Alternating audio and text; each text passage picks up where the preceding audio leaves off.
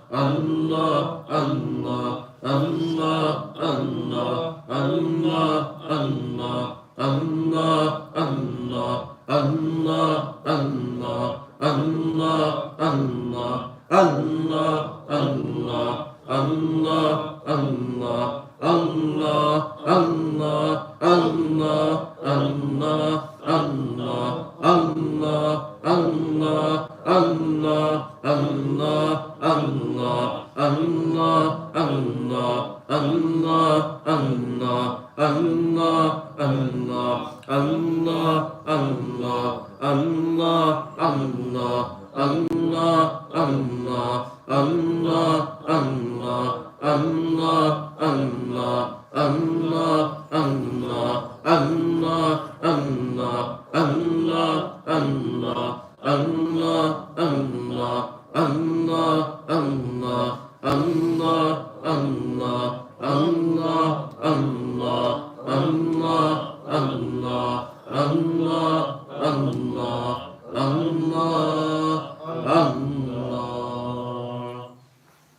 لا إله إلا الله محمد رسول الله صلى الله عليه وعلى آله وأصحابه وبارك وسلم تسليما كثيرا كثيرا.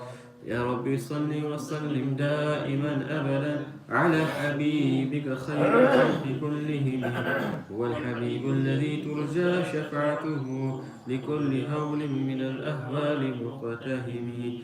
الله حاضري الله ناظري الله معي الله حاضري الله ناظري الله معي الله حاضري الله ناظري الله معي.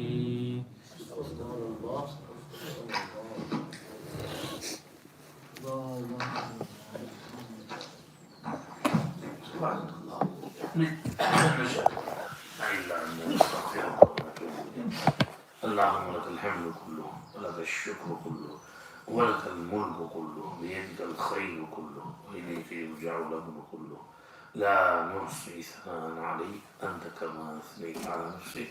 اللهم صل على سيدنا محمد النبي الأمي وعلى آله وأصحابه وسلم تسليما. ربنا آتنا في الدنيا حسنة وفي الآخرة حسنة وقنا عذاب النار.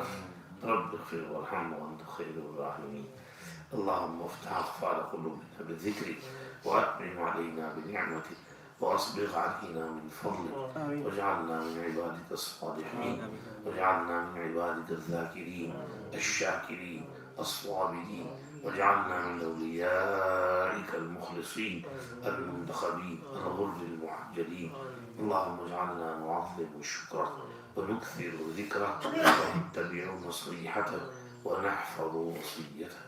یا ارحم الراحمین معاذ اپنے فضل و کرم سے ہم سب کی مغفرت فرما دیجیے. ہم میں سے کسی ایک کو بھی یہاں سے محروم نہ اٹھا دیجیے. ہمارے اگلے پچھلے صغیرہ کبیرہ قدیم جدید تمام گناہوں کی بخشش فرما دیجیے. آئندہ قسم کے گناہوں سے ہماری حفاظت فرمائیے. پروردگار عالم تمام ذاکرین اور ذاکرات کو اپنے محبوب اور مقبول بندوں اور بندیوں میں شامل فرمائیے. الذاکرین اللہ کثیرا والذاکرات میں شمار فرمائیے. اعد اللہ لهم مغفرۃ واجرا عظیما نصیب فرمائیے. تمام ذاکرین ذاکرات کو اللہ اولیاء اللہ المخلصین عارفین واصلین کاملین ذاکرین شاغلین میں شامل فرمائیے اور ہمیشہ ذکر پر پابندی نصیب فرمائیے. اہتمام سے ذکر کرنے کی توفیق عطا فرمائیے. پروردگار عالم پوری امت کو ذکر کرنے والی بنا دیجیے. پوری امت پر سے غفلت کو ہٹا دیجیے. اللہ غفلت کی نیند کو ختم فرما دیجیے. بیداری نصیب فرمائیے. اللہ جاگ جانے کی توفیق عطا فرمائیے. دشمن کی چال سمجھنے کی توفیق عطا فرمائیے. نفس اور شیطان دونوں سخت دشمن ہیں. اللہ ان کی شرارت کو سمجھنے کی توفیق عطا فرمائیے. ان کے شر سے ہماری حفاظت فرمائیے. یا اللہ پوری امت کے حال پر رحم فرمائیے. یا اللہ جو نماز نہیں پڑھتے انہیں نماز پڑھنے کی توفیق عطا فرمائیے. جو تلاوت اور ذکر فکر نہیں کرتے تلاوت والی ذکر فکر والی زندگی نصیب فرمائیے. صبر شکر رضا تسلیم توکل نصیب فرمائیے. اعمال صالحہ کی توفیق عطا فرمائیے. اخلاق حسنہ اور فاضلہ سے آراستہ پیراستہ مزین فرمائیے. اخلاق رذیلہ سیئہ سے نجات عطا فرمائیے. امت کے عقائد کو درست فرمائیے. اعمال کو درست فرمائیے. یا اللہ ہر طرح سے خیر کے فیصلے فرمائیے اور ہر قسم کے شرور اور فتنوں سے پوری امت کی حفاظت فرمائیے. پروردگار عالم امت کی جملہ مشکلات کو آسان فرمائیے. یا اللہ جہاں جہاں مسلمان مظلوم ہیں بیچاروں کو ظلم سے نجات عطا فرمائیے. خصوصاً فلسطین اور اقصی اور غزہ اور رفح کہ مسلمانوں پر رحم فرمائیے، دشمنوں کی اسکیموں کو فیل فرمائیے، ان کی شرارتوں سے مسلمانوں کی حفاظت فرمائیے، ان کی خباثت سے نجات عطا فرمائیے۔ یا اللہ بیچارے یا اللہ بے قصور نردوش مسلمان روز روز شہید ہو رہے ہیں، اللہ ان کے حال پر رحم فرمائیے۔ اللہ جو مرحوم ہو گئے ان کو شہید کا درجہ عطا فرمائیے، اور اللہ جو پیچھے بچ گئے ہیں ان کو صبر جمیل عطا فرمائیے، ان کے قلوب پر صبر اور سکینہ نازل فرمائیے، انہیں بیچاروں کو ہمت اور حوصلہ عطا فرمائیے۔ یا اللہ جو بھوکے پیاسے ہیں ان کو دانا پانی نصیب فرمائیے۔ یا اللہ جن کے سر پر روف نہیں ان کو کوئی شیلٹر نصیب فرمائیے۔ اللہ جن کا سب کچھ لٹ گیا ان کے لیے آسانیاں فرمائیے۔ یا اللہ زخمیوں کے لیے علاج معالجہ کے اسباب عطا فرمائیے، بیماروں کو شفا عطا فرمائیے، بوڑھوں اور کمزوروں پر رحم فرمائیے، امت مسلمہ کے حال پر رحم فرمائیے، اسلام کا بول بالا فرمائیے، کفر کا منہ کالا فرمائیے، اسلام اور مسلمانوں کو پھر سے عزت قوت شوکت غلبہ نصیب فرمائیے۔ یا اللہ پوری امت کو ایک اور نیک بنائیے، امت میں اعمال خیر میں اتفاق اور اتحاد پیدا فرمائیے۔ یا اللہ امت کے تمام مریضوں کو شفا عطا فرمائیے، تمام مظلومین کی مغفرت فرمائیے، تمام مقروضین کو قرضوں سے چھٹکارا عطا فرمائیے، جن کے یہاں اولاد نہیں ان کو اولاد صالحہ عطا فرمائیے، جن کی اولاد نافرمان ہو گئی ہے باغی طاغی ہو گئی ہے انہیں نیک ہدایت نصیب فرمائیے۔ یا اللہ تقویٰ پرہیزگاری نصیب فرمائیے، خوف خدا عطا فرمائیے۔ یا اللہ جن کی جو ضرورت ہے اس کو پورا فرمائیے۔ یا اللہ یہ ہمارے دوست احباب بڑی محنت سے ذکر مجلس روزانہ کرتے رہے، ان کے ذکر کو قبول فرمائیے۔ یا اللہ ان کو ذکر کی برکتیں نصیب فرمائیے اور ذکر کی انوار اور روشنی عطا فرمائیے، ذکر کے ذریعے ہم سب کے قلوب کو مجلہ مصفہ مزکہ منور اور روشن فرما دیجیے۔ پروردگار عالم تمام حجاج کرام کا حج قبول فرمائیے، سب کو حج مبرور مقبول سعی مشکور ذنبا مغفور نصیب فرمائیے، سب کے گناہوں کو معاف فرمائیے، جو لوگ اپنے اپنے گھروں کو ابھی واپس ہو رہے ہیں ان کے لیے واپسی آسان فرمائیے، سب کو عافیت کے ساتھ برکت کے ساتھ راحت اور رحمت اور مغفرت کے ساتھ اپنے اپنے گھروں تک پہنچائیے۔ یا اللہ جو بیچارے حجاج کرام حج میں شہید ہو گئے گرمی کی وجہ سے اور اسباب کی وجہ سے، اللہ ان کی مغفرت فرمائیے، ان کے درجات بلند فرمائیے، ان کے پیچھے ان کے ریلیٹیوز کو صبر جمیل عطا فرمائیے۔ پروردگار عالم اچانک کی موت سے ہماری حفاظت فرمائیے، توبہ تعین ہونے اور حقوق ادا کرنے کے بعد والی موت نصیب فرمائیے۔ یا ارحم الراحمین ہمارے تمام اکابر مرحومین پر اپنی رحمتیں نازل فرمائیے، خصوصاً ہمارے حضرت نور اللہ منقدر ورد جاؤں کی خبر مبارک پر کینیڈا میں اپنی خاص رحمتوں کی بارش برسائیے، آپ کے درجات اعلیٰ علین صدیقین شہداء اور صالحین میں بلند سے بلند تر فرمائیے، آپ کے تمام اداروں کی حفاظت فرمائیے، پوری فیملی کی حفاظت فرمائیے، خالہ جان کو بھی شفا اور صحت عطا فرمائیے۔